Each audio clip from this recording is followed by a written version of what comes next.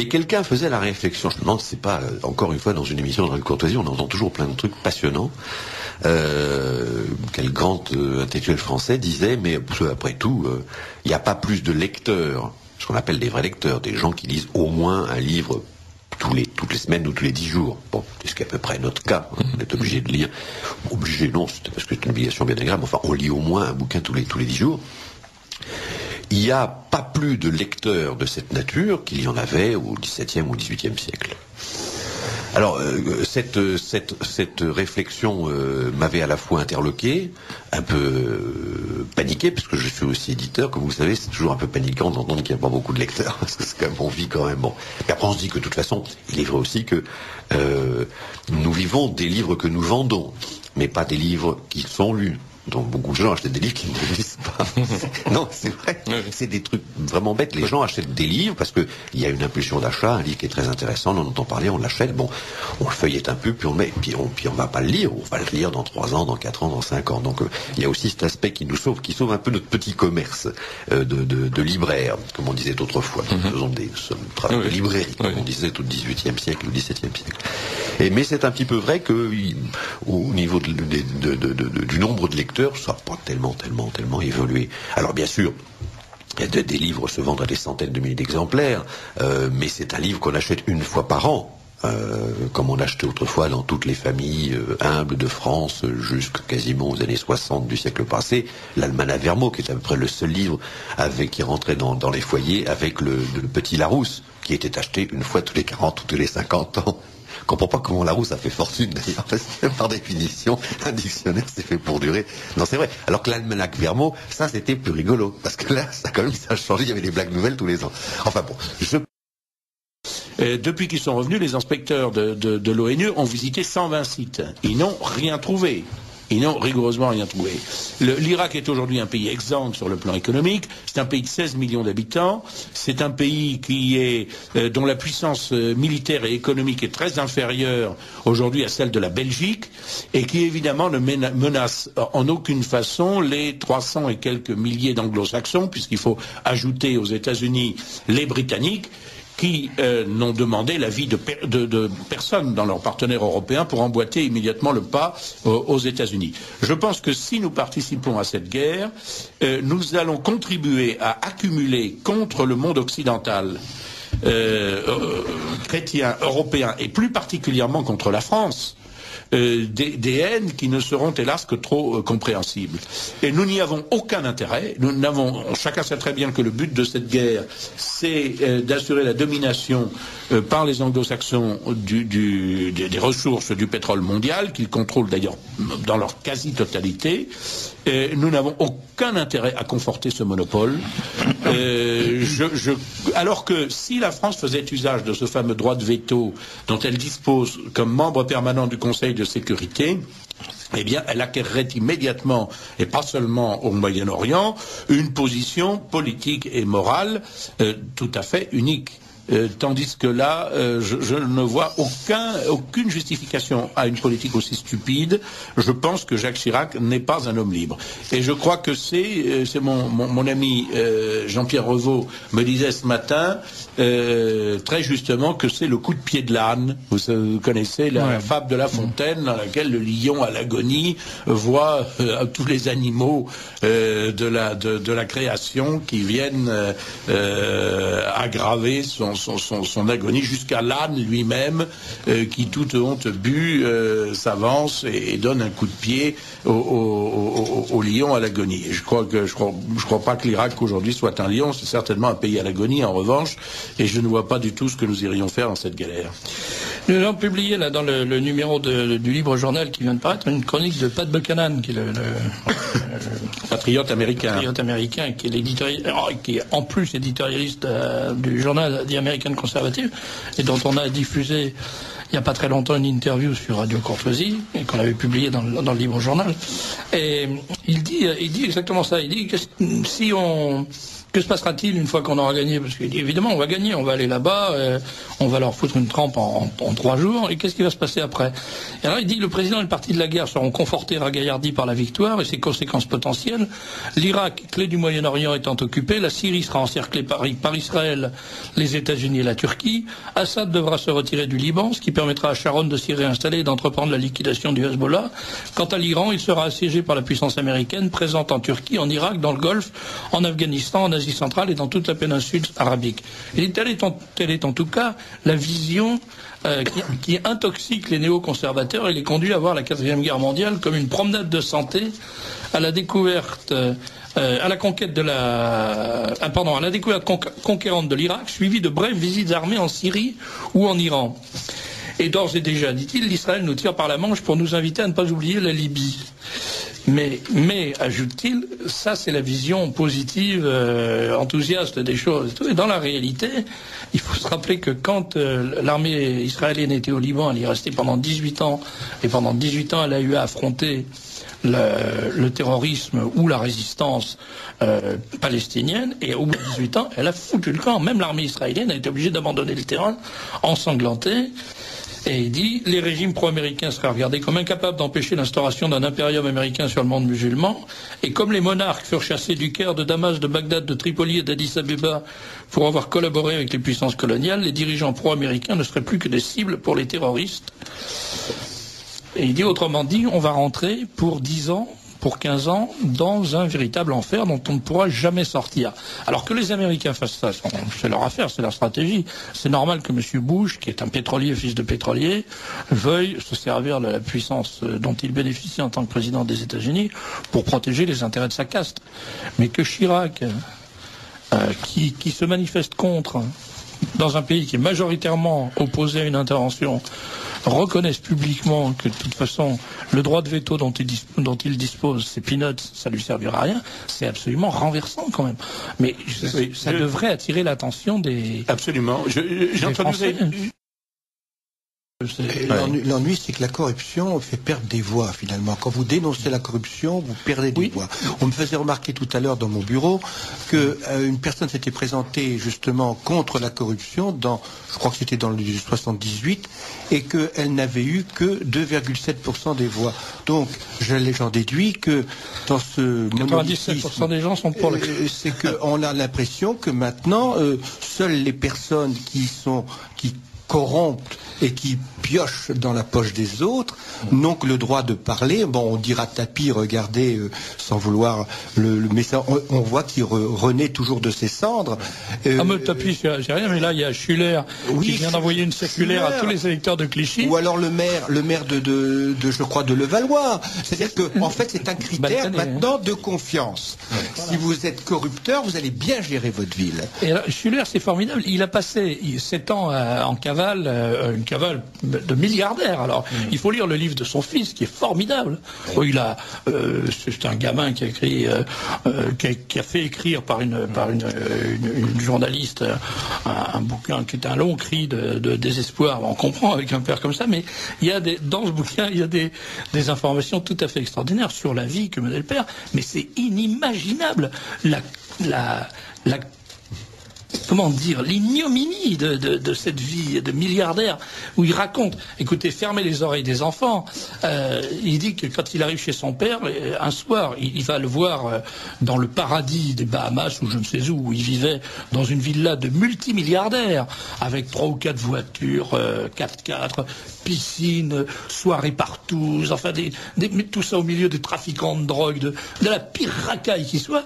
Et il dit un soir, j'arrive et je vois un type qui traverse tranquillement le salon, au milieu, il est en pleine partie, habillé, vêtu d'un seul préservatif.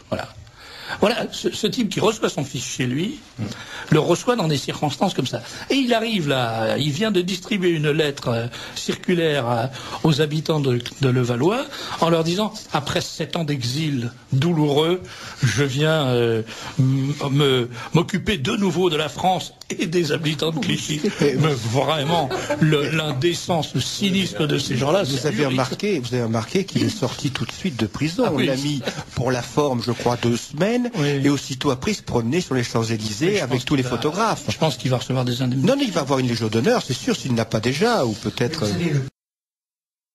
Alors, il y a encore des questions. Et puis alors il y en a une qu'on m'a posée, qu'on m'a passée. Excusez-moi, j'y réponds brièvement. Pourquoi M. Le Pen n'a-t-il pas demandé l'annulation de l'élection présidentielle pour la raison que dans certaines circonscriptions, ses affiches avaient été totalement détruites? Me demande Jean-Claude, qui a été déçu de notre inaction en quelque sorte dans ce domaine. Je dirais qu'il y aurait eu beaucoup d'autres motifs de demander l'annulation, et surtout le plus grave, c'est qu'il y ait la violation constante et délibérée de la règle légale formelle selon laquelle, je la cite de mémoire, n'est-ce pas, entre les deux tours de l'élection présidentielle, les temps de parole des candidats de leur soutien doivent être rigoureusement identiques. Les commentaires et présentations ne doivent porter préjudice à aucune des deux candidatures. Voilà le texte officiel de la loi organique, du décret, des recommandations du Conseil supérieur de l'audiovisuel qui ont valeur réglementaire et qui ont été publiées au journal officiel de la République française. Nous avons fait quantité de démarches, y compris moi-même 3 fois entre les deux tours auprès de M. Baudis et du Conseil supérieur de l'audiovisuel. Pourquoi est-ce que nous n'avons pas fait cette démarche? Eh bien parce que d'abord le Conseil constitutionnel est nommé, ce sont des personnalités à qui je ne ferai pas injure de dire qu'elles sont nommées à raison de notamment de leurs allégeances politiques. Le président du Sénat, le président de la République et le président de l'Assemblée nationale nomment généralement leurs amis au Conseil constitutionnel. Bon, premièrement, et dans cela nous ne comptons évidemment aucun appui. Premièrement. Deuxièmement, même si le Conseil constitutionnel avait été impartial, il aurait appliqué la jurisprudence traditionnelle du droit public français, qui veut que l'on annule une élection que si on a la certitude, la preuve que l'irrégularité commise ait pu avoir une incidence sur le résultat de l'élection. Dans le cas de l'élection où se présente Jean-Pierre Revaux, 156 voix. Monsieur Stefanini a obtenu l'annulation parce que l'irrégularité commise, cet affichage sauvage rappelant sa mise en examen, a pu entraîner un déplacement de voix dans la mesure où l'élection de son adversaire n'a été acquise qu'à une très faible marge. Quand vous avez une marge si importante, les irrégularités ont beau avoir été considérables, monstrueuses, scandaleuses, eh bien, on n'aurait pas obtenu l'annulation. Et on aurait obtenu donc un effet contraire, c'est qu'un certain nombre de gens qui croient naïvement que le Conseil constitutionnel est une instance tout à fait impartiale, auraient dit, ben voyez, le Conseil constitutionnel estime finalement que tout s'est bien passé. Il nous a semblé inutile, il nous a paru inutile de donner en plus à nos adversaires cette satisfaction. Le vernis. Voilà. L'affaire Léo Taxil. Alors qu'est-ce qui s'est passé? Léo Taxil s'est dévoilé un beau jour en disant voilà, moi je suis franc-maçon, je regrette ce que j'ai fait parce que véritablement c'est une secte sataniste et j'ai assisté à des événements terribles, j'ai vu apparaître le diable, etc. Il a été à ce moment-là pris en charge par des organisations catholiques, dont le journal La Croix à l'époque, qui l'ont trimballé dans toute la France en lui faisant faire des centaines de conférences et lui il en racontait de plus en plus sur les abominations satanique de la franc-maçonnerie. Et quand tout le monde a été bien échauffé autour de cette histoire, il a réuni tous les journalistes et il a fait une déclaration. Il a dit voilà, vous êtes tous des imbéciles, vous êtes des gogos, je vous ai raconté n'importe quoi, tout ça est naturellement totalement faux et vous avez tous marché comme un seul homme, au revoir messieurs. À partir de ce moment-là, il est devenu absolument impossible de dire en France que la franc-maçonnerie était une organisation sataniste, parce qu'à chaque fois on vous disait oh, alors, bah, vous êtes en train de nous faire le coup de Léo Taxil. Et donc maintenant, quand vous savez de quoi vous parlez à propos de la maçonnerie, vous essayez de voir des gens qui sont maçons en leur disant écoute, reste pas là-dedans, tu ne te rends pas compte que tu es manipulé, tu es utilisé, tu es instrumentalisé dans une opération. Les gars te disent attends, tu vas pas me ressortir les vieilles salades de Léo Taxil, non? Voilà. C'est comme ça que ça marche. C'est comme ça. Donc vous avez parfaitement raison. Je suis sûr que 80 à 90% des francs-maçons en France à l'heure actuelle ne savent pas. Sont là parce qu'on leur a dit c'est une société de pensée, voilà. Attachée à la liberté, à la recherche philosophique, et puis en plus vous faites des amis qui peuvent être utiles, donc entrez donc là-dedans, ça vous rendra des services et vous verrez, et puis c'est très sympathique, on se réunit 1 ou 2 fois par mois, on fait des banquets, on s'amuse bien et tout, ça permet dans certains cas d'expliquer à Bobonne qu'on est en tenue alors que justement on est plutôt en petite tenue, et elle n'a pas le moyen de le vérifier, et tout le monde est très content. Mais la réalité, mais ce qui est de Satan, c'est que derrière ça, il y a une véritable profonde saleté. Oui. C'est-à-dire que les francs-maçons n'ont rien créé, bien entendu, mais ils veulent tout s'approprier. Tout s'approprier, la vie, n'est-ce pas? Enfin, je veux pas donner, non, je veux pas se faire personnalité, mais... il vaut mieux, ce soir, on a un peu la dose, là. Oui, non, il ne faut pas. Non, mais ça m'intéresse pas, d'ailleurs. Mais c'est vrai que l'euthanasie, ce sont les francs-maçons. L'avortement, ce sont les francs-maçons. Ils le disent eux-mêmes dans les loges. Ils le disent. Et alors, le laïcisme. Je dirais une chose, j'étais en Pologne. Il y a déjà un certain temps, c'était juste avant d'entrer en prison. Eh bien, j'ai eu ce bonheur de rencontrer un certain Monseigneur Majdanski, qui était de 1912, et il est cardinal, il est archevêque à Personam, à titre personnel. Parce qu'il y a, je sais pas si vous savez, il y a deux archevêques à Varsovie, il y en a un qui est pour la même ville, mais il y en a un qui est primat de Pologne. Je ne sais pas exactement si c'est celui de l'Est ou de l'Ouest, enfin bon. Il y avait un troisième archevêque à Personam. Monseigneur Majdanski, qui était un ami du pape, un peu plus âgé que lui, qui le connaissait bien. Il nous avait reçus. Et ce malheureux archevêque de Stettin-Kamień, il avait été évêque de Stettin-Kamień, donc à l'embouchure de l'Oder, il avait été pris par les Allemands en 1940. Il était à ce moment-là en dernière année de séminaire. Il a été emmené à Sachsenhausen, près de Berlin. Puis après, il a été à comment ça s'appelle, Dachau, près de Munich, où il y avait, je crois, 3800 prêtres, dont 1800 prêtres polonais. Il a été mis dans une infirmerie, mais il n'était pas malade, c'était pour expérimentation. On lui a injecté, je crois, des produits dans la cuisse. Je crois que c'est pour des abcès de fixation. Il y avait un certain Schulz qui était là, et qui Sturmführer, je sais pas, qui l'observait, et qu'il a rencontré ensuite en 56 à Munich, où il lui a serré la main à son ancien, un homme donc remarquable. Et il disait ceci, lui qui avait connu les camps allemands, lui qui avait connu les horreurs du bolchevisme, parce qu'il était rentré après en Pologne, eh bien il disait pire que le bolchevisme, pire que le nazisme, le fondamentalisme laïque. Alors je dis, mais monseigneur, vous voulez parler du laïcisme? Oui, c'est ça, du laïcisme. Alors qu'est-ce que c'est que le laïcisme? Le laïcisme, c'est l'athéisme, c'est l'athéisme d'État. Et c'est là, ça je dirais, l'athéisme d'État, c'est la définition même, au fond, de la maçonnerie. C'est-à-dire que Dieu est chassé. On est en train de le vivre aujourd'hui, d'une façon officielle. J'entendais l'autre jour une émission, je crois que c'est sur France Musique, où l'animateur, le présentateur, annonçait un concert. Il a dit, nous allons diffuser la prétendue passion de Jésus-Christ, de la prétendue passion de Saint Matthieu. Il a donc ajouté le mot prétendu pour montrer que lui n'en était pas. Et ce matin encore, je ne sais plus sur quelle station, il y avait une femme qui parlait des soins palliatifs, et qui disait dans notre prétendue culture judéo-maçonnique, judéo-chrétienne, dans notre prétendue culture judéo-chrétienne. Et on sentait qu'elle disait ça pour s'abstraire, en quelque sorte. On n'est pas de culture judéo-chrétienne, surtout pas chrétienne en tout cas. Il faut surtout pas dire ça. C'est quand même extraordinaire d'en arriver maintenant officiellement. De même que dans les écoles, on ne célèbre plus Noël. Ils appellent ça l'arbre de vie maintenant. Quand on met un arbre de Noël dans le hall de l'école, quand ça arrive encore, les institutrices disent c'est l'arbre de vie.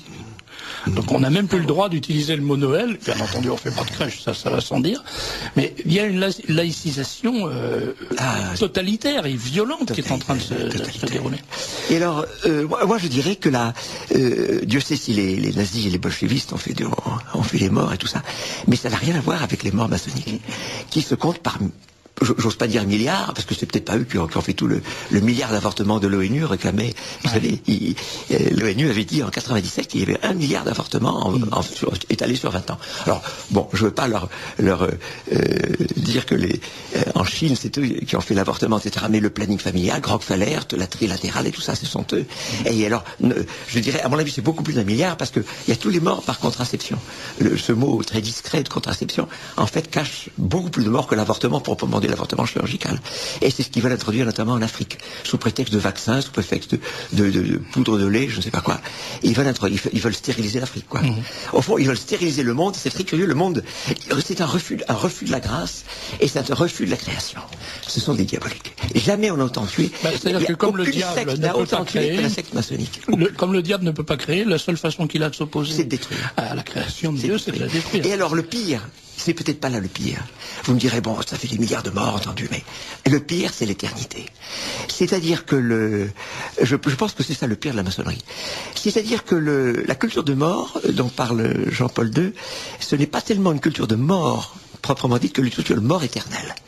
Parce que un jour nous allons mourir, nous allons paraître devant Dieu, et bien ce qui intéresse le diable, c'est évidemment qu'on soit nombreux en enfer.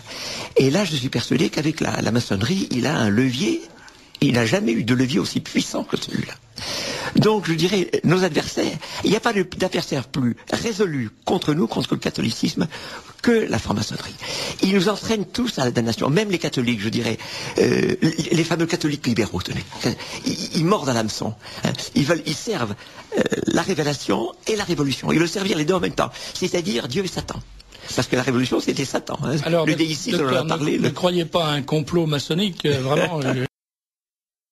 Et venons-en donc à cette période contemporaine. Alors René Marchand, vous parliez du premier essor de l'islam, de la première conquête musulmane. Sommes-nous en présence d'un choc de civilisation? Sommes-nous en présence d'une nouvelle forme d'expansion musulmane? Pourquoi ne pas parler de conquête ou de tentative de conquête? Je crois qu'il faut parler de conquête. D'abord parce que l'idée de conquête est au cœur même de l'islam, et de conquête par la violence. Le jihad, c'est la guerre sainte. C'est simplement au 9e ou 10e siècle que certains soufis, certains mystiques musulmans vont expliquer que c'est la guerre contre l'ennemi intérieur, c'est la guerre sainte avec soi-même pour la purification. La guerre sainte est au cœur de l'islam. Certains penseurs ont dit que c'est le 6e pilier de l'islam. Donc, il y a l'idée d'expansion, l'idée de conquête par les armes sont dans l'islam. C'est pas la peine de tourner autour du pot. Quand ont-ils disparu? Ils ont disparu de la préoccupation des chefs musulmans au 19e et au 20e siècle. Mais qu'est-ce que c'est que l'islamisme? C'est le retour à l'islam tel qu'il a existé tout au long de l'histoire.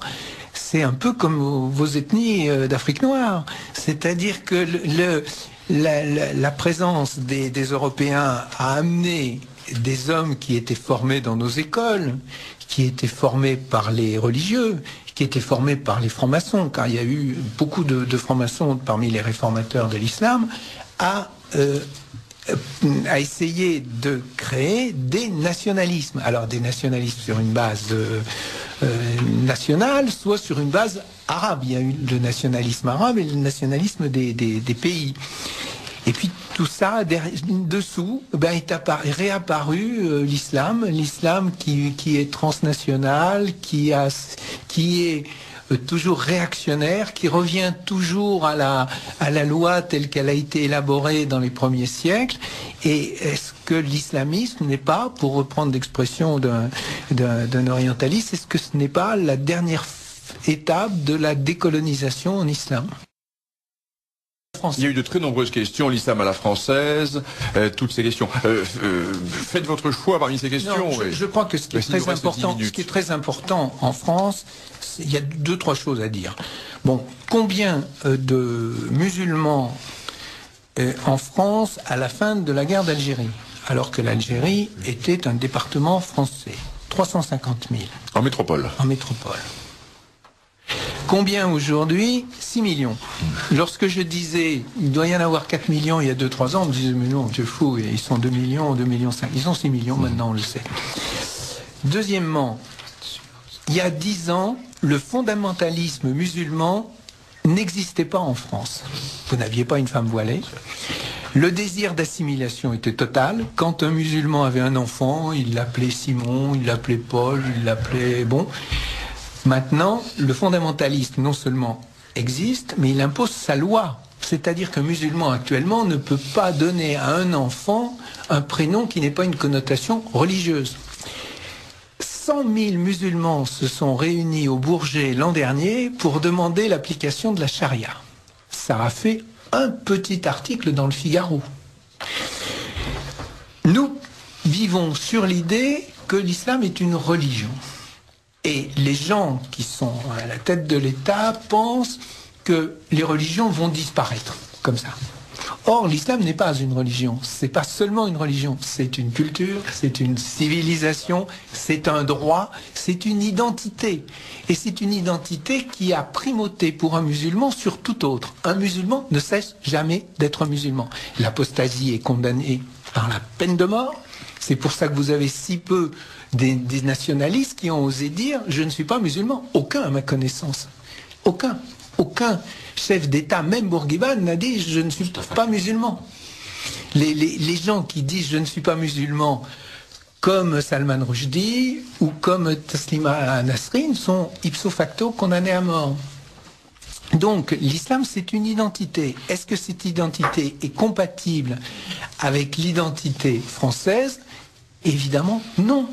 L'islam tel qu'il existait du temps de la colonisation, c'était un islam Canada Dry, comme on dit aujourd'hui, c'est-à-dire réduit au culte, à certains passages du Coran, qui sont des passages de grande convivialité, disons. Mais c'est pas ça l'islam. L'islam, c'est une civilisation extrêmement forte, qui a été brillante, qui a laissé un souvenir. Et dans la soif de revanche des pays colonisés, l'islam apparaît comme un immense espoir. En plus, comme nous n'avons pas été capables d'offrir à nos immigrés notre civilisation, on ne leur apprend pas notre langue, on les laisse la piétiner, ça c'est grave. On leur apprendre quoi? Nos principes laïques? Mais je ne sais pas, mais la première des choses, ce serait de ne pas laisser piétiner notre langue. Parce que pour un arabe, la langue c'est quelque chose de fondamental. Ah, c'est tout. Je dis que pour un croyant musulman, c'est l'Eucharistie. Il trouve dans la langue arabe la même force qu'un chrétien dans l'Eucharistie. Or, nous les laissons faire du rap, faire du verlan, etc. On laisse à la télévision envahir les écrans par des films qui sortent avec des titres américains. On a Love Story, Quiz Burger, je ne sais quoi. Mais le musulman qui nous voit me dit, ces gens-là sont décadents. Ils ne sont pas capables de s'affirmer. Ils sont vaincus d'avance. Et comme il a cette idée qu'on vit toujours dans le même temps depuis la conquête, eh bien, il se dit, nous les avons vaincus avec la conquête, nous les avons vaincus au moment des croisades, nous les avons vaincus au moment de la décolonisation, nous les vaincrons une quatrième fois. Ils ne croient plus en leur religion? Ils ne croient plus en leur religion, bien sûr. Ils sont pour l'œcuménisme, donc c'est qu'ils n'ont plus foi en leurs valeurs. Oui. Ils deviennent complètement... Alors l'islam à la française, ça consiste à dire, écoutez, c'est une religion comme une autre, et puis on va s'entendre là-dessus. Mais d'abord, il y a les taupes qui sont derrière tout ça. Parce qu'il faut savoir qu'un musulman a le droit de mentir à un non-musulman. C'est fondamental. C'est-à-dire qu'il peut signer un accord et ne pas le respecter. Et ça, on l'oublie. Alors, il y en a qui ne s'en privent pas.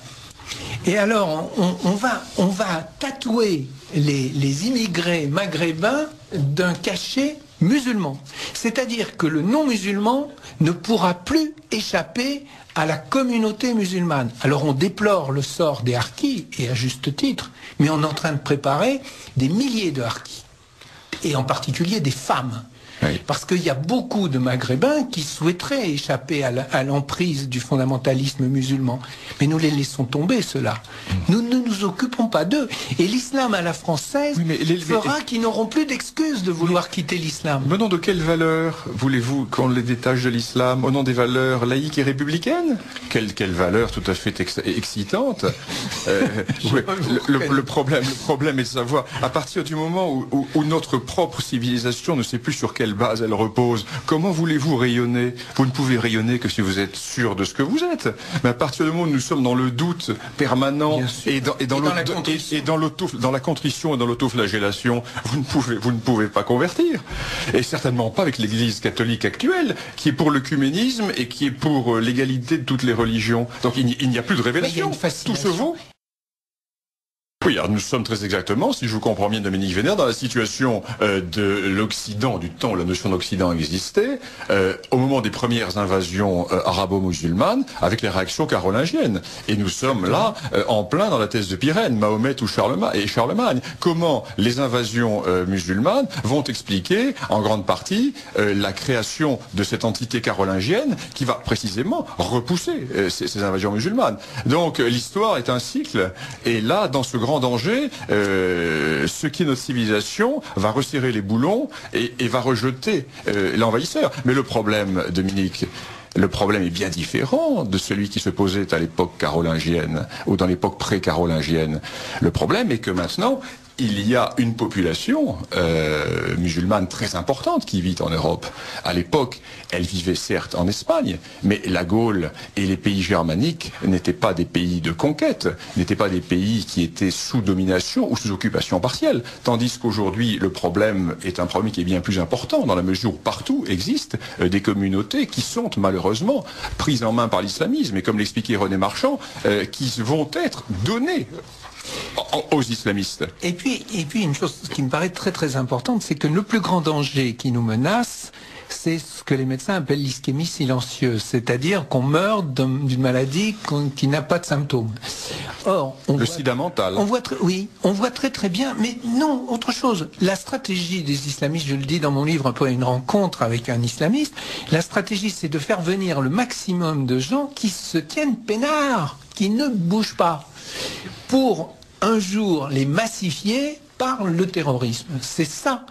Et on voit très bien qu'il y a des accords entre les élus locaux et certains chefs islamistes. Ça ne bouge pas. Moi, je suis à côté d'une ville où il y a de plus en plus de femmes voilées, mais rien ne bouge. Dans la ville à côté où il n'y a pas eu d'accord, on brûle les voitures. Donc, le danger, il est là. C'est de ne pas voir ce qui peut se passer et d'avoir un maximum, d'habituer les gens aux faits musulmans. N'est-ce pas une affaire de simple police, comme l'aurait dit Maurras? Mais c'est évident. Mais faut-il avoir une volonté et annoncer... Oui, alors c'est la raison pour laquelle, en réalité, cher René Marchand, le véritable danger, il est en nous. Ah, tout à fait. C'est parce que nous n'existons pas. Mais exactement. Si nous existions, si nous étions conscients de ce que nous sommes, si notre identité était vivante, active, le problème ne se poserait pas et ne se serait jamais posé. Or, notre identité peut renaître. Elle va renaître dans la difficulté. Et à partir du moment où elle renaîtra, des solutions seront trouvées à partir de Français, d'Européens qui seront en bonne forme. Bien sûr. Les solutions, nous ne les connaissons pas, nous ne pouvons pas les imaginer, mais elles seront trouvées. L'essentiel, c'est d'exister, c'est de reprendre notre forme intérieure, c'est-à-dire d'être vraiment en forme et de faire face à ces périls. Bon, merci Dominique Vénère, merci René Marchand, merci Philippe Conrad. Donc, l'un de nos secrétaires généraux, qui était un de mes prédécesseurs et qui était beaucoup plus réputé que moi, qui s'appelle Geneviève Poulot et qui est décédée il y a 1 an, nous avait tout à fait touchés en nous disant qu'elle participait il y a de cela une vingtaine d'années à une réunion mais incognito du planning familial, et où le discours officiel dans cette réunion qui était qui n'était pas une réunion publique mais qui était une réunion quand même où il y avait un important responsable de cette mouvance du planning familial français et européen même, elle disait texto, l'avortement en tant que tel ne nous intéresse pas. Ce qui nous intéresse, c'est de pouvoir faire changer les mentalités. Parce que si on considère qu'une mère va jusqu'à tuer l'enfant qu'elle porte en son sein, on est capable de faire tout à tout le monde. Vous le savez peut-être, lorsque j'étais jeune, je n'avais pas 30 ans, j'ai été amené à travailler au Population Council. Donc j'ai connu John Rockefeller III en personne, et j'ai ouvert les yeux à New York sur la manière dont fonctionnait le monde, qui était très loin de ce qu'on m'avait raconté dans mes études, aussi prestigieuses qu'elles puissent être. Je n'avais pas grand-chose. Alors je veux simplement dire que je me suis demandé pourquoi un homme comme Rockefeller, qui avait des affaires mondiales, était tellement passionné de sa lutte contre la fécondité. Il y aurait toute une émission à faire là-dessus. Et je ne pouvais pas le comprendre. En soi, finalement, j'ai découvert que tous les prétextes lui étaient bons. Il se saisissait des prétextes théoriques les plus invraisemblables du moment que ça allait dans la direction qu'il avait choisie. Et je ne comprenais pas pourquoi il avait choisi la direction de promouvoir partout dans le monde l'avortement. Et j'ai découvert l'eau chaude. J'ai découvert ce que vient de dire mon voisin, monsieur, c'est que effectivement, c'était une manière d'habituer les gens à, sous prétexte de liberté, à faire des choses qu'ils juste étaient incapables de faire, oui. Absolument incapables. C'est de banaliser l'incroyable, l'impossible. C'est donc de lever un tabou. Or, dans toutes les sociétés, il y a des tabous. Et dans toutes les sociétés, il y a des tabous sur la vie humaine. Alors, faire sauter un tabou, sous prétexte de libérer les gens, c'est en fait libérer les gens puissants. C'est leur permettre de faire ce que la société n'aurait pas pu organiquement leur laisser faire si ce tabou n'avait pas sauté. Autrement dit, c'est leur donner le pouvoir de gérer l'humanité et les hommes comme du bétail. C'est exactement ça qu'ils voulaient. Comme du bétail. Le mot est bien choisi parce que c'est un mot... c'est voilà, comme du bétail, oui, c'est à retenir, c'est intéressant, c'est l'utilisation de ce mot. C'est du pouvoir, autrement dit, c'est une logique de pouvoir qui est derrière. Et effectivement, il y a encore quelque chose au-dessus que vous avez évoqué, qui est le sacrifice humain. Ce livre est blackouté totalement par les médias. Ça, on n'en parle pas. Mais il semble qu'il y ait une petite diffusion malgré tout, puisque j'entends dire qu'il y aurait quelques exemplaires dans les FNAC. Non, ce que je peux dire en revanche, c'est que FR3 avait tourné une émission, enfin... C'est FR3 ou Arte ? Moi, je crois que c'est FR3. En tout cas, une radio d'État, une télévision d'État avait tourné quelque chose sur le livre, notamment, et une interview du général Gallois, et que le général Gallois a été prévenu par disons, un ami, que l'Élysée était intervenu pour interdire la diffusion de cette interview. L'Élysée. Voilà. Et je ne sais pas si j'aurai le temps de vous dire quelques mots sur son livre. Il a articulé son livre, Le devoir de vérité, après une introduction en six thèmes qu'il débat, je l'espère, puisque développé régulièrement chez Jean Ferret, puisque j'ai entendu Jean Ferret lui offrir ses antennes tous les lundis pour développer un de ces systèmes. Le chapitre 1, la mondialisation. Chapitre 2, le dépeuplement des Français de souche. Troisième chapitre, l'européisation. Qu'est-ce que c'est cette Europe? Et là, mon voisin Pierre Hilard aura son mot à dire. Quatrième, l'immigration. Cinquième, ce qui est méconnu des Français, et le général, il m'a convaincu cela, a souligné que pour lui c'était le point capital, les institutions, qui ne sont pas du tout celles que les Français pensent, croient. Et sixièmement, la résignation, orchestrée par les médias, bien sûr. Et alors, selon lui, il faut, si la France doit survivre, il faut d'abord qu'elle retourne à la souveraineté sur l'ensemble du territoire. Non la souveraineté d'un homme, mais la souveraineté des représentants de la population de ce territoire. Et au service de l'intérêt du plus grand nombre, du bien commun de cette population. C'est évident. C'est évident, mais c'est évident depuis la fondation de la République. Parce que tout le problème vient de la suppression du mandat impératif. Absolument. C'est de là que découle tout le problème. Que les Français soient représentés dans un Parlement, c'était déjà le cas d'une certaine manière à l'époque monarchique. Donc, je vois pas pourquoi la République gardait pas ça. Et c'est tout à fait. Pour être antidémocrate, on n'est pas forcément anti-parlementaire. C'est pas la même chose. Absolument. Je crois qu'il faut comprendre que le jour où on a supprimé le mandat impératif, on a fabriqué un gang de mafieux. Absolument. En les lâchant dans la nature, absolument, en leur permettant de faire tout ce qu'ils veulent. Ils détruisent maintenant le pays. Des prédateurs. Et maintenant, ils détruisent le pays. Et maintenant, comme ils ne peuvent plus prédater, si j'ose dire, le pays, parce qu'il n'y a plus rien à bouffer, ils touchent... Si, encore, mais... encore à bouffer. En tout cas, ils ont trouvé une nouvelle source de revenus, c'est de travailler pour l'étranger. Bien sûr. Et de se mettre au service des lobbies. La première chose qui s'est passée, qui a été dénoncée déjà, mais pas assez fortement, les Français n'en sont pas encore conscients, c'est que la souveraineté, la France, qui il y a encore 20 ans était un État important dans le monde, sa souveraineté a été livrée et abandonnée par l'acte souvent dénoncé au début 90 de Dumas et de Roland Dumas et de François Mitterrand, qui ont d'eux-mêmes, de leur propre chef, décidé de l'engager dans une structure fédérale.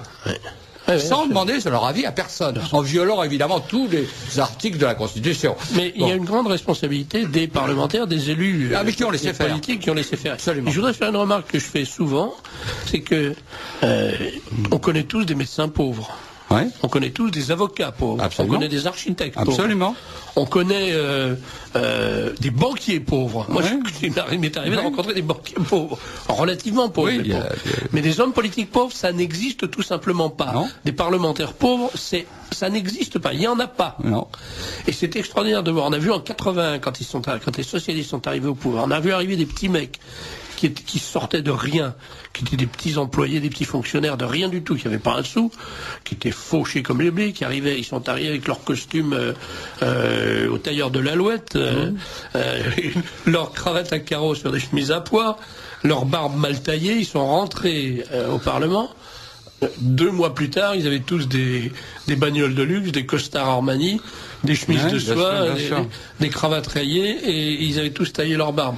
Donc ce sont des mafieux qui font du fric. Donc, voilà. Derrière le brouillard médiatique, la souveraineté du pays a été livrée à une structure fédérale qui est contrôlée, on ne sait pas trop par qui, si on le devine de plus en plus. Oui, en réalité, derrière cette structure fédérale, l'Europe est en train d'être transformé en un no man's land économique, une sorte de grand marché. Le seul bénéficiaire sont les multinationales qui ont pris en quelque sorte le pouvoir. Elles sont anglo-saxonnes, bien évidemment. Donc le centre de pouvoir est de plus en plus concentré sur Londres et surtout Washington. C'est clair, surtout aujourd'hui. Ça, c'est vers le haut. Dans le même temps, maintenant, on est à la deuxième phase, et qui est engagée par la réforme Raffarin sur la décentralisation, c'est le dépeçage du pays. Donc, abandon de souveraineté par le haut, et abandon de souveraineté et dépeçage de la matière même du pays. Nous y sommes maintenant. Nous entrons dans cette... Et Pierre Hillard a démontré le jeu allemand dans cette affaire. Alors, selon le général qui, dans son introduction, rappelle pour les Français qui n'ont pas la mémoire, tout ce que avait pu faire la France comme État indépendant en 12 ans, avec des prélèvements obligatoires très inférieurs, de l'ordre de 33%, alors qu'ils sont plus de 46% aujourd'hui. Elle avait réalisé, et le rappelle-t-il dans son introduction, elle avait réalisé 2 porte-avions, Clémence Foch, vous voyez les palinodies sur le Charles de Gaulle, le paquebot France, l'indépendance énergétique, grâce aux centrales nucléaires, l'électrification et le réseau ferré électrifié, donc le TGV qui en déduisait, ce qui avait avant les premières industries ferroviaires du monde à cause de ça.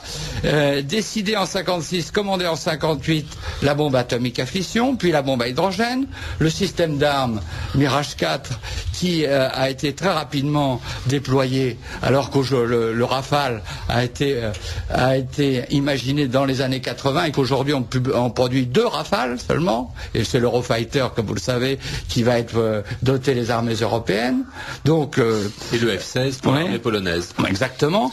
Dans le même temps, on avait équipé le plateau d'Albion, on avait déployé les sous-marins nucléaires stratégiques, qui constituait la base de la force de frappe, donc de la crédibilité de la France dans le monde vis-à-vis des rapports de force, qui sous-tendent toutes les discussions, car les États sont des monstres froids, qui prennent toujours en compte les rapports. On le voit bien dans l'histoire de la Corée du Nord, la contre-attaque chinoise très intelligente à l'offensive Bush sur l'Irak, lui lançant dans les pattes son pion coréen. La chance des Chinois, c'est qu'ils ont un pitbull. Nous, on n'en a plus. Qu'est-ce que vous voulez qu'on lance?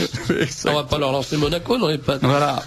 La France avait pris l'initiative du programme Diamant. C'est ainsi qu'elle a construit Ariane, qui est une collaboration avec quelques partenaires qui n'a rien à voir avec l'Europe. Elle s'était adjugée une très large part du marché mondial des avions de combat au grand déplaisir des États-Unis. Tout ça est fini, tout cela est bradé. Elle a établi le RER, l'Airbus, le Concorde, etc., etc. Avec des prélèvements. Donc sa position dans le monde est incomparable. Aujourd'hui, la France, on lui tourne le dos, on sait que c'est une région de l'Europe à l'étranger.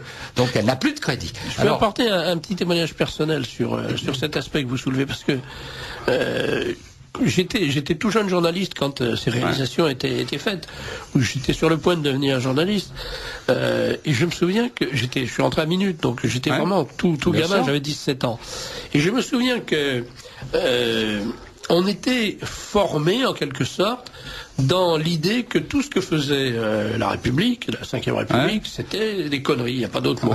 Et alors Minute, par exemple, parlait de la bombinette, le France c'était stupide, la bombinette c'était idiot, le Concorde c'était nul, tout était nul. Mais il y avait la propagande américaine derrière. Nous on appartenait quand même à cette nébuleuse. On était fanatiquement pro-américain. On se battait dans les rues de Paris pour la guerre au Vietnam. Enfin. Mais nous avons à peu près le même. Et on était complètement abrutis par ça. Moi j'ai été pro-américain par anti-soviétisme. Voilà, c'est ça. Parce que j'étais anti-communiste. Et on n'avait aucun discernement. Et c'est vrai, on était anti-gaulliste à cause de la guerre d'Algérie. Mais bon, entre la haine qu'on pouvait avoir, et que personnellement j'ai toujours pour De Gaulle, et le constat du travail de la 4ème République, d'ailleurs, parce que toutes ces réalisations sont exactement, la 4e a été si vilipendée, a eu deux grandes œuvres. Elle a fait le redressement démographique avec la politique familiale. Il est vrai que la politique familiale avait été décidée juste avant par le gouvernement d'Aladi Reynaud. Ce dispositif mis en action par le régime de Vichy et repris par De Gaulle ensuite en 1945. Et ensuite, à l'époque, la politique familiale était une priorité nationale et les députés, pendant toute la durée de la 4e République, n'ont pas pu toucher à cela. De sorte que ça a engendré le magnifique baby-boom. Donc le redressement démographique est quand même la base du redressement d'un pays. Et ensuite, la reconstruction économique. Il faut dire que tout le nord du pays et l'est du pays étaient à plat, il fallait tout reconstruire. Au Havre, dans de très larges zones urbaines, étaient aplaties par les combats et par les bombardements. Et tout cela, c'est la 4e qui s'en est tirée assez bien, somme toute. Parce que la 4e, derrière le brouillard des hommes politiques qui passaient dans les ministères, était en fait sous-tendue par une classe de hauts fonctionnaires qu'on appelait les grands commis de l'État, des gens pour la plupart remarquables, qui étaient dévoués à l'intérêt de leur pays, qui étaient compétents et ils n'étaient pas intéressés, qui ne cherchaient pas à s'enrichir. Leur situation était correcte, mais était bourgeoisement correcte, mais ils ne cherchaient pas à faire des fortunes. C'est ainsi que vous avez eu de très grands serviteurs de l'État, comme Pierre Guillaumat, comme Jacques Rueff, etc. Et ça, vous ne les avez plus. Or, ce sont eux qui assuraient la continuité de la politique derrière la circulation des hommes, des politiciens. Alors, pour faire vite, le général rappelle que sans souveraineté pleine et entière, il n'y a plus de politique financière ni de politique économique. Ça, on le voit en ce moment. Il n'y a plus de politique industrielle et sociale. Il n'y a plus d'accès à la vie internationale, donc de rayonnement international. Parce qu'on est crédible que dans la manière on peut être un acteur international. Il n'y a plus de diplomatie, par conséquent. Il n'y a plus de défense de la nation. On envoie des contingents de harkis pour les coalitions de M. Bush, c'est tout. Ouais. C'est fini maintenant. Sans les rapport. éboueurs. Dans le dernier Libre Journal, il y a un papier du commandant Bunel qui dit les Français ont joué en Afghanistan le rôle d'éboueurs. Voilà, c'est ça. exactement ça. Matériellement, ils ont joué le rôle d'éboueurs. C'est ça, oui, bien sûr. Donc, mobiliser l'armée française nous sommes les pour vider les boniches poubelles des Américains. Du Pentagone, c'est évident.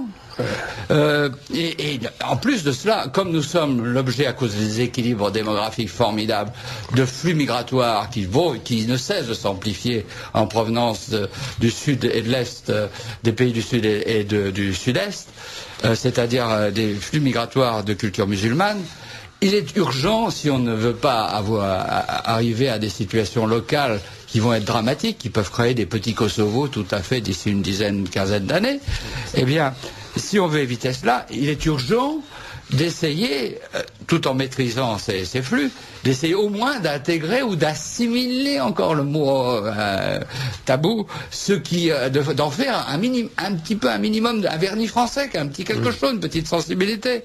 Or, c'est impossible si on n'a pas la souveraineté. Car si on n'a pas la souveraineté, on n'a pas de dignité vis-à-vis d'une personne qui vient s'établir à partir d'une autre culture. Surtout quand on connaît la culture de ces gens-là. On sait bien que les arabo-maghrébins ou les afro-maghrébins attachent une importance extrême. Mais un Algérien ou un Algérien ou un Marocain en France, je conçois très bien qu'il préfère la double nationalité, c'est-à-dire la nationalité française pour les commodités sociales, mais qu'il soit fier de sa nationalité algérienne parce qu'il est un État indépendant. La même chose pour un Marocain, alors qu'il vient dans un pays qui n'est plus qu'une région, d'un ensemble qui est un espèce de machin, comme aurait dit De Gaulle. Alors, pour cela, il y a quatre devoirs absolus si on veut en sortir.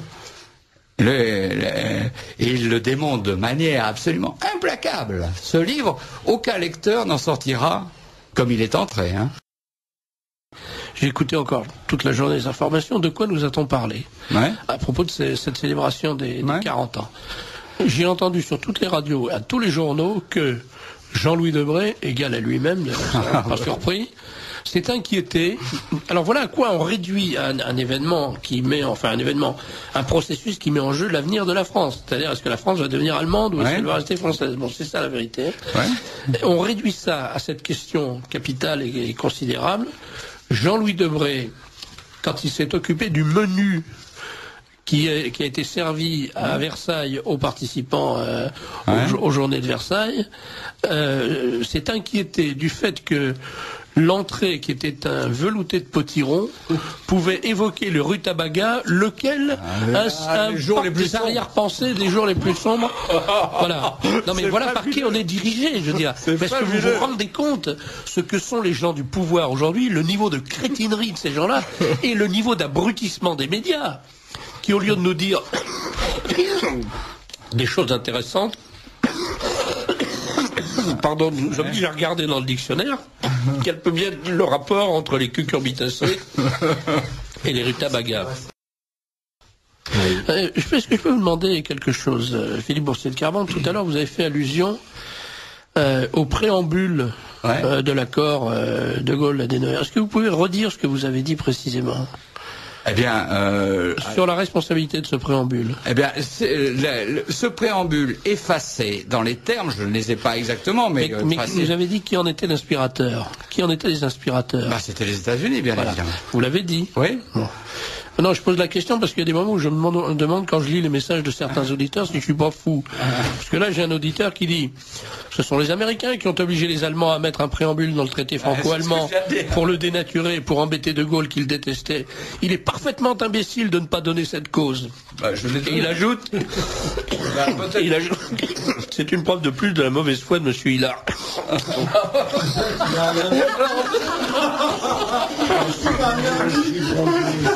Je dois dire que le lobby bochophile, si vous n'avez que des candidats comme ça à nous envoyer, vous feriez mieux de faire des petits cours de formation avant, parce que franchement, là, ça tourne au grotesque. Vous êtes grotesque, vous n'écoutez pas ce qu'on dit, et vous nous accusez de mauvaise foi, alors que vous en êtes pétri de mauvaise foi. Il faut rappeler que ce préambule, donc le Bundestag a ajouté, spécifié que la relation privilégiée de l'Allemagne, de l'Allemagne fédérale, ce n'était pas la France, mais les États-Unis. Bien sûr, voilà. Bien sûr. Donc, voilà. Et Ludwig Erhard, qui a joué un grand rôle en liaison avec les États-Unis. Juste avant de terminer, pour vous dire un mot, une phrase, je vais vous citer la première phrase du premier chapitre, la mondialisation. Parce qu'elle dit tout. Première, je lis. Lors de la rencontre de juin 1991 des membres du groupe Bilderberg, David Rockefeller déclara, citation, « La souveraineté supranationale d'une élite intellectuelle et des banquiers mondiaux est certainement préférable aux décisions nationales qui se pratiquent depuis des siècles. » C'est curieux parce que c'est exactement le mot d'Attali, une élite internationale. C'est ça. Alors, oui, vous avez des questions encore. Nous n'avons aucune politique industrielle en France. L'Allemagne nous a ravi le marché du train rapide avec la Chine. Ouais. Le marché des radars de l'OTAN a été décroché par les Italiens. Ouais, oui. Les Polonais à qui on a donné des milliards d'euros ont acheté des F-16 américains. Voilà, avec l'argent du contribuable français en partie. Et alors, plusieurs auditeurs voudraient vos commentaires sur la journée d'amitié franco-allemande, alors que le traité de paix n'a jamais été signé. Et ils aimeraient vous entendre parler de la réunion de Versailles, où les parlementaires français et allemands sont tellement amis que pour arriver à se comprendre, ils parlent en anglais. Très peu d'entre eux parlant la langue de l'autre. Pouvez-vous nous dire aussi ce qu'est un mandat impératif? Un mandat impératif, c'est tout simplement l'obligation pour un député. En gros, c'est l'obligation pour un député de tenir les promesses pour lesquelles il a été élu. Voilà. C'est-à-dire qu'avant la suppression du mandat impératif, il faut quand même se souvenir que la suppression du mandat impératif, c'est la première décision qui a été prise par la Constitution. Absolument. C'est la première fois où ils se sont réunis. Voilà, ils se sont après avoir été élus, ils ont dit on n'a absolument aucun compte à tenir des exigences de nos électeurs. En gros, c'est ça. Donc, parce qu'avant, on pouvait dire, les Français avaient cru qu'ils pourraient avoir un député en disant, par exemple, vous avez mandat d'obtenir pour nous telle ou telle loi, telle ou telle disposition, etc. Et les députés ont décidé que c'était fini et qu'on ne ferait pas ça. À partir de là, ils font ce qu'ils veulent. Et puis, ils sont appuyés sur la théorie de la volonté générale de Rousseau. Les électeurs n'ont le droit oui, c'est ça, la volonté générale. Et ils n'ont le droit, les électeurs, que de décider de voter pour celui qui a la gueule qui leur plaît le mieux ou la plus jolie cravate. Voilà, c'est ça. Voilà, c'est en gros comme ça que ça marche. Dimanche prochain, le 26 janvier, mais c'est souvent anticipé le samedi 25, ce sera la 50e journée mondiale des lépreux, et qui est une invention, une création d'un véritable génie de la charité, Raoul Follereau, et on va fêter cette année le centenaire de la naissance.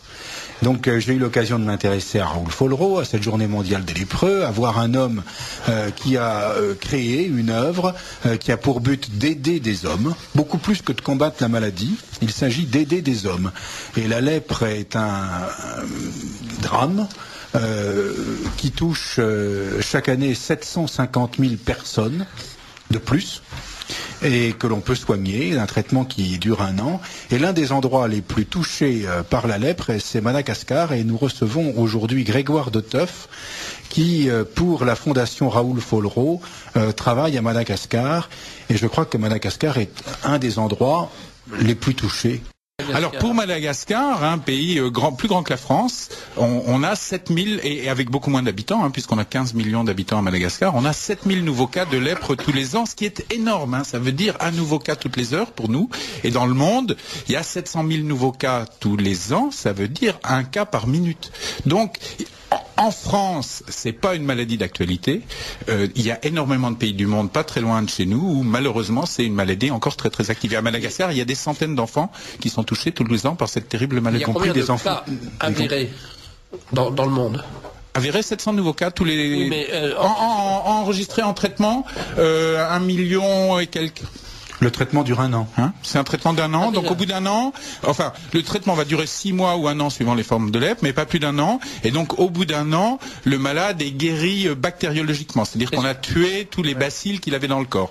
Par contre, il peut avoir des séquelles graves, des séquelles invalidantes et avoir besoin de soins. Et c'est vrai que l'association Raoul Follereau... Mais la maladie n'évolue plus. Par contre... Est-ce qu'on peut un petit mot sur la maladie, parce que c'est une maladie des nerfs.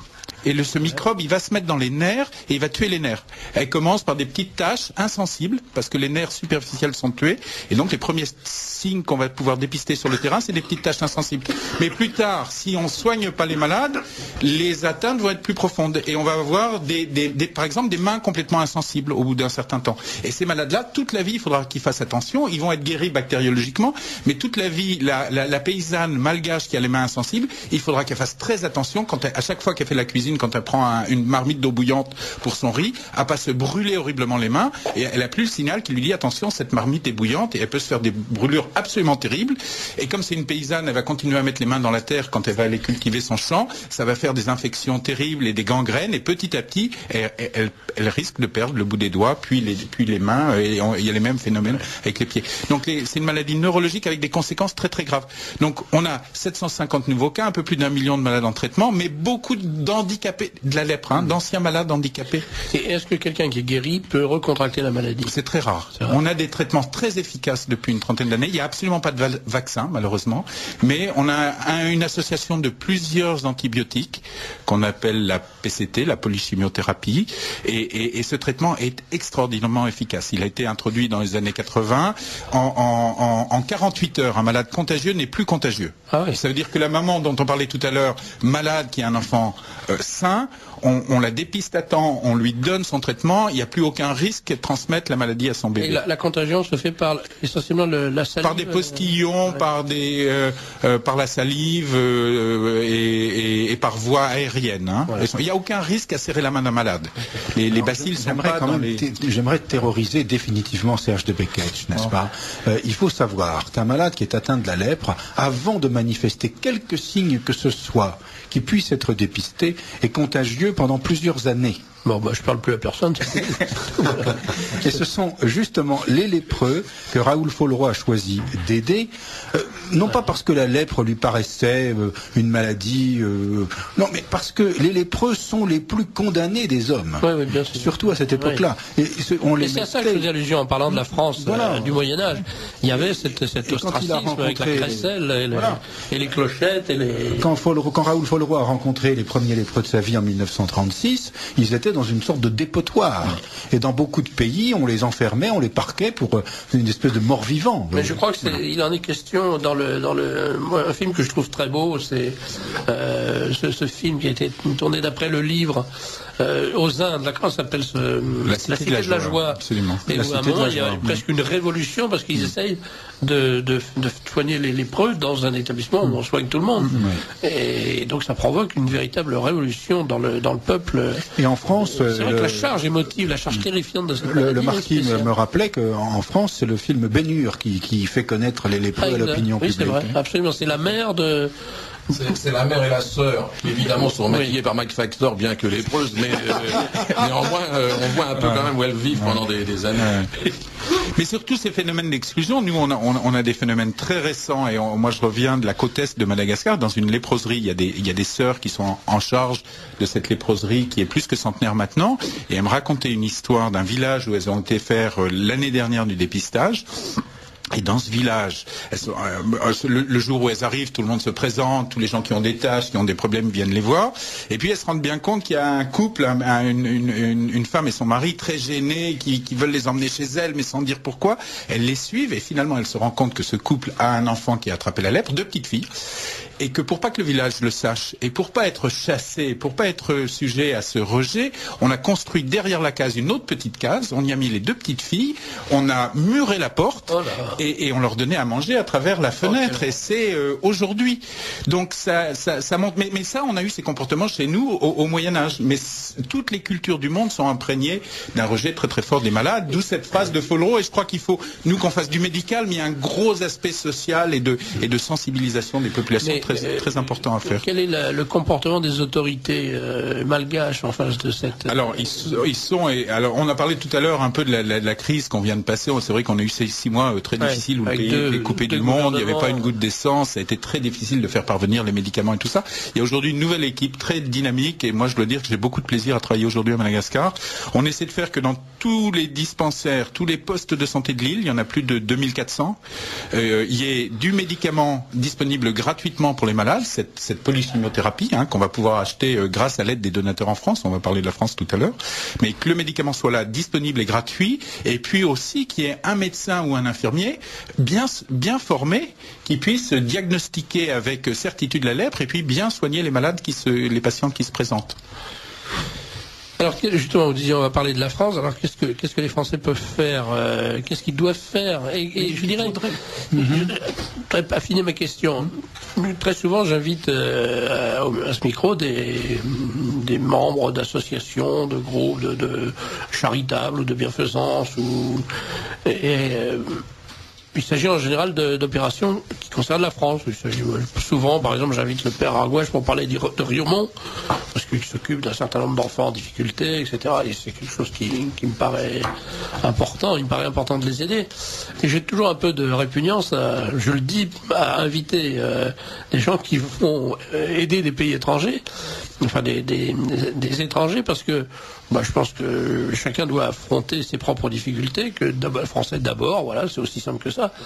Simplement, dans le cas de ces maladies, je crois qu'il y a un devoir qui dépasse ces considérations-là. On peut pas, cette fois-ci, incriminer la compétence de gouvernement, parce que c'est pas parce qu'ils ont des gouvernements d'incapables ou de corrompus qu'ils ont la lèpre. Il se trouve qu'ils ont la lèpre. Bon.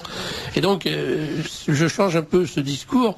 Je crois que ce qu'il faudrait arriver à faire passer, c'est le message que c'est un service qu'on rend bien sûr à ces gens-là, mais c'est aussi un service probablement qu'on se rend à nous-mêmes.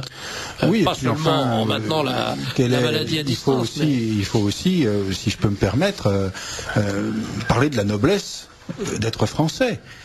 C'est-à-dire que la lèpre est aujourd'hui la seule maladie qui véritablement recule. Elle est arrivée à une espèce de plancher où on n'arrive pas à la faire descendre. Ça fait maintenant 8 ans qu'il y a 750 000 nouveaux cas par an et on n'arrive pas à descendre en dessous.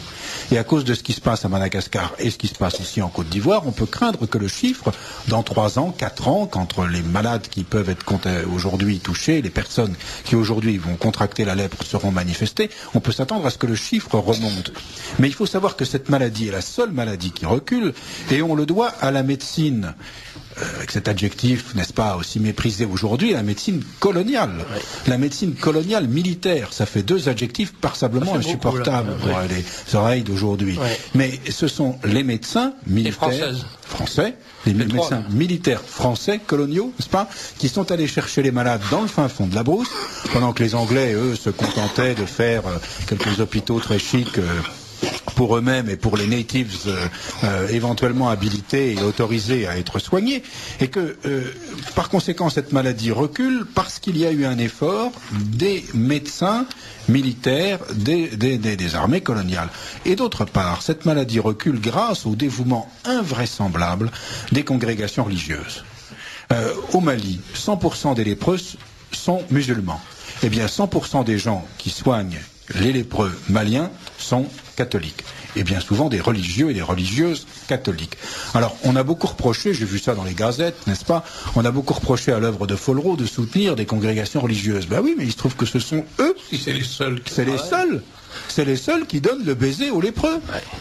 Et ça, c'est aussi la noblesse d'être français, la noblesse d'être catholique. Enfin, je comprends très bien français d'abord, mais français au titre de quoi? Au titre justement de cette charité qui dépasse les frontières, qui dépasse même ce qui est raisonnable, enfin qui va jusqu'à la folie. Et c'est là où Raoul Follereau a une dimension extraordinaire, parce qu'il a à la fois cette dimension mystique, qui est presque, bon, on peut le dire, idéaliste, enfin presque, et puis en même temps une volonté et un succès de réalisation, de collecte, n'est-ce pas?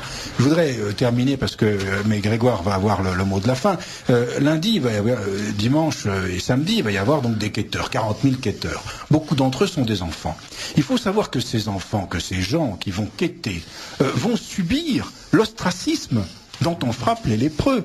C'est-à-dire qu'ils vont être agressés dans les rues. Ah, la lèpre encore, il y a encore la lèpre, mais c'est pas vrai, mais je ne veux pas le savoir, je ne veux pas le voir. Ça arrive, ça. Mais bien sûr. Follereau publie cette année des tracts, des affiches qui montrent des lépreux. Eh bien, ces tracts, les gens les jettent, ne veulent pas les prendre, comme si ça brûlait, comme si ça leur donnait la lèpre. Ça c'est pas bien, ça c'est pas bien, ça c'est vraiment le Dupont-Lajoie con. Enfin, celui qu'on n'aime pas trop quand même. C'est celui qu'on, voilà, bon. Et à mon avis, il doit voter socialiste, celui-là. Ouais, parce que ça rapporte uniquement pour l'intérêt. Hein. Et en revanche, vraiment, il faut saluer le courage de ces gens qui vont quêter. Et je voudrais... Il va faire mauvais, hein, il va pleuvoir. Il va pleuvoir tous les coups. Pas qu'il va faire très beau, au contraire. Je voudrais me tourner vers Grégoire Deteuff. Votre vie, c'est ça, c'est de vivre à Madagascar au milieu de lépreux. Enfin, oui, à côté des lépreux. J'ai vécu longtemps au milieu des lépreux. J'ai passé plus de 20 ans au Sénégal et j'ai vécu dans des léproseries et travaillé au contact des malades. Je peux vous poser une question personnelle. Quelle est la raison de ce choix de vie? Pourquoi avez-vous pris ça n'a pas été un choix de vie. Je me suis pas dit un jour je vais aller passer ma vie au milieu des lépreux. C'est une succès. Je me suis dit je vais aller passer 4 mois au milieu des lépreux. Et puis après je me suis dit pourquoi pas 2 ans. Et puis je ferai autre chose après. Et puis j'ai jamais regretté les choix qui se sont faits à moi et ma vie, je la trouve passionnante, mais c'est une série de hasards. Hein. Quels sont les moments de bonheur que vous donne cette activité? Parce que je sais pas, moi, le fait de vivre à Madagascar, par exemple, toute l'année, parce que vous venez très très peu en France, je crois, déjà c'est un exil. Bon. Donc il faut que ça soit compensé par une richesse d'existence, des bonheurs. Tout à fait. Mais il y a des grands bonheurs, il y a des grands moments, et c'est vrai que sans arrêt, c'est vrai que chaque enfant qu'on voit, chaque petite fille, chaque petit garçon, et quand on parle de ces âges-là, c'est des enfants qui ont 4 ans, 5 ans. À chaque fois qu'on arrive à bien faire notre travail, à dépister de façon très précoce un de ces enfants, qui va être hospitalisé dans une léproserie, va être pris en charge par des sœurs qui vont en même temps l'alphabétiser, il va ressortir au bout d'1 an ou 2 ans, pas à cause du traitement, mais à cause de la scolarité, en étant complètement guéri, en sachant lire et écrire, et qu'on voit ces petits bouts de chou radieux qui sortent, ou bien à une cérémonie religieuse au milieu des malades, il y a des moments d'énorme émotion, d'intense émotion. Donc moi j'ai une vie passionnante, riche, pleine d'émotions, et que je changerai pour rien au monde. Si quelqu'un se dit cette chose, se dit tiens, après tout, moi je voudrais pouvoir me présenter devant mon Créateur en disant j'ai au moins participé à la guérison d'un lépreux. J'ai guéri avec mes sous, on a guéri un lépreux. Il faut qu'il aligne combien? 24 €. Ah oui. Voilà. Ouais. 24 €. Voilà. 24 €. Et vous pouvez vous présenter devant paradis. Voilà. C'est bien ça. Ouais. Alors, excusez-moi, je voudrais, ça fait 3 fois qu'on cite le nom de l'Ordre de Malte, qui est une institution extraordinaire, et que je suis étranger au débat qui peut différencier éventuellement l'Ordre de Malte de Follereau, mais j'ai eu l'occasion de vivre en Afrique et de voir quelle est la différence. L'Ordre de Malte construit des centres de soins qui sont absolument admirables, qui sont extraordinairement bien tenus, et autant que possible, l'Ordre de Malte y met son drapeau, ses insignes, ce qui est parfaitement justifié. Et puis, on attend que les malades arrivent, éventuellement on les y transporte, et puis voilà. Ce que fait Follereau est une démarche entièrement différente dans la tradition de la médecine coloniale française et des missionnaires, c'est d'aller au fin fond de la brousse, chercher les malades et de les soigner sur place. C'est ce qu'on appelle la médecine mobile. On a appelé ça en Inde les cliniques sous les arbres. C'est une démarche entièrement différente. Et les deux sont extrêmement utiles et extrêmement importantes. Il n'y a aucune comparaison, je suis désolé de le souligner pour l'Ordre de Malte, mais il n'y a aucune comparaison entre ce que fait sur le terrain Follereau et ce que fait l'Ordre de Malte. C'est même pas de 1 à 100 ou de 1 à 1000, il n'y a aucune comparaison. L'Ordre de Malte travaille aussi à d'autres choses qui sont admirables. Une petite intervention sur les chiffres. Au moment des indépendances des pays africains dans les années 60, 2 pays que je connais bien parce que j'y ai habité longtemps, au Sénégal, il y avait 17 000 malades. Il y en a aujourd'hui autour de 500. Et à Madagascar, il y en avait plus de 35 000 malades. 500 000 Non. 17 000 malades et aujourd'hui 500, 5 fois 100. Mais avec ces 500 nouveaux. Quand on dit que la lèpre recule, c'est une réalité. Hein. Et à Madagascar, dans les années 60, il y avait 35 000 malades. Et aujourd'hui, on est à 8 000 cas enregistrés. Donc la lèpre recule, mais on se heurte depuis 10 ans à un maintien du nombre de nouveaux cas, et c'est vraiment pas le moment de baisser les bras. Il y a beaucoup de gens qui disent mais la lèpre a disparu, c'est pas la peine de donner 1 ou 2 € dans le tronc du scout que je vais rencontrer. Non, ne baissons pas les bras, il faut continuer, on est sur la bonne voie, mais on a encore du travail et du pain sur la planche. Merci beaucoup Grégoire Deteuff, merci Eric Arzel. Et bravo, voilà, ça fait plaisir de voir des gens qui font des choses belles comme ça.